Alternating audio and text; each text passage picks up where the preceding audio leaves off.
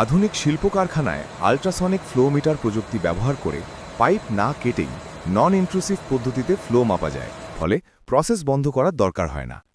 Ultrasonic flow metre মূলত high frequency sound wave ব্যবহার করে।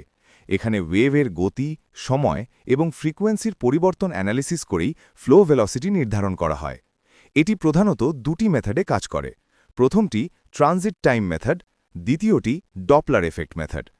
ট্রানজিট টাইম পদ্ধতিতে পাইপের দুই পাশে দুটি ট্রান্সডিউসার স্থাপন করা হয়।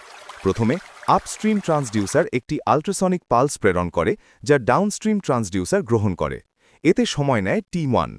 একই সময়ে ডাউনস্ট্রিম ট্রান্সডিউসার বিপরীত দিকে আরেকটি পালস পাঠায়, যা আপস্ট্রিম ট্রান্সডিউসার T2 সময়ের মধ্যে গ্রহণ করে। স্থির তরলের জন্য T1 এবং T2 সমান হয়, কিন্তু তরল প্রবাহিত হলে ডাউনস্ট্রিম পালসটি তরলের গতির সহায়তা পায় এবং দ্রুত পৌঁছায়। অন্যদিকে আপস্ট্রিম পালসটি প্রবাহের বিপরীতে চলায় বেশি সময় নেয়। ফলে T1 এবং T2 এর মধ্যে একটি সময়ের পার্থক্য সৃষ্টি হয়, যা তরলের ফ্লো ভেলোসিটির সমানুপাতিক। অর্থাৎ সময়ের পার্থক্য যত বেশি, ফ্লো ভেলোসিটি তত বেশি। এটি তরলের গতি নির্ধারণ করে।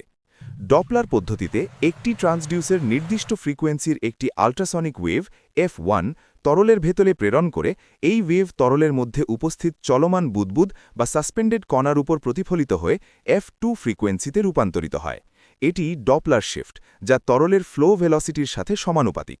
অর্থাৎ ফ্রিকোয়েন্সির পরিবর্তন যত বেশি, প্রবাহের গতি তত বেশি। এটি মেজার করেই তরলের গতি মেজার করা হয়। ট্রানজিট টাইম মেথড পরিষ্কার তরলের জন্য প্রযোজ্য, যেখানে কোনো ওয়েভ রিফ্লেকশন হয় না।